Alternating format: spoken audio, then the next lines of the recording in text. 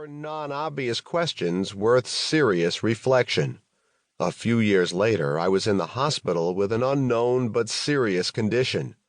Richard was not my closest friend, but he was my most frequent visitor, and his visits were unlike any others. To start with, it was impossible to keep up with the flow of ideas and concepts without being entirely distracted from my worries. Usually the doctors educate the patients and their guests. Not when Richard visited. At the time, there were two possible explanations for my symptoms. When told this, Richard inquired about their relative frequency in the population. The more serious diagnosis was about 1/10 as frequent as the less serious one, so I was much more likely to have the better of the two possibilities. Successive interns and residents arrived. None knew the relative frequency, and several thought it was entirely irrelevant to my situation.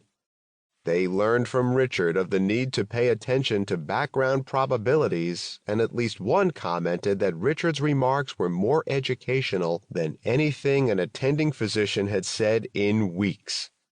In the time of my illness, and at several points thereafter, Richard taught me by example that it is easy but not so important to support, congratulate, and be with people when they are up. People need their friends and need new friends when they are down. For me, as for so many others, Richard Zeckhauser has been the model foul-weather friend. It is an important legacy. This book is a richly deserved tribute to Richard's wisdom and wit. I promise the listener who will never meet Richard that it is much more. It is a source of explicit guidance on how you can be shrewder and wiser, and ultimately happier and more contributing. Enjoy the privilege I gained at that bridge table in 1968 and have so valued ever since, learning from Richard Zeckhauser. Introduction. The goal of this book is to help you think more analytically, which I hope will lead you to better understand the world around you, make smarter decisions, and ultimately live a more fulfilling life. This is an ambitious goal, and I would never have dared to write such a book if I were not building on the ideas of Richard Zeckhauser, a legendary Harvard professor who has helped me and hundreds of others progress toward this goal. The book is based on Analytic Frameworks for Policy, a course Richard has taught at the Harvard Kennedy School for more than 4 decades. Students learn analytic methods from various fields: economics, decision analysis, behavioral decision, game theory, operations research, etc., and many describe it as life-changing.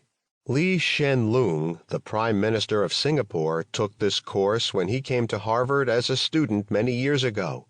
He recently wrote to Richard, "Your course left such a strong impression that after 40 years I can still remember many of the things we discussed. I have often relied on them, and perhaps even more often unconsciously, to make sense of some data or issue, and for this I will always be grateful." The book extracts some key ideas of the course, which Richard crystallizes in the form of maxims, one-sentence nuggets of wisdom meant to immortalize an important idea. Richard has been sharing these maxims for many years with his students, colleagues, and co-authors, so much so that they remember these maxims long after first hearing them. The maxims covered here represent only a partial list. Maxims are useful for 2 reasons. First, they make us think about things that might not be intuitive at first.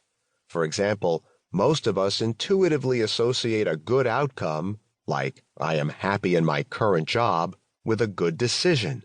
"I accepted to work for employer X 2 years ago."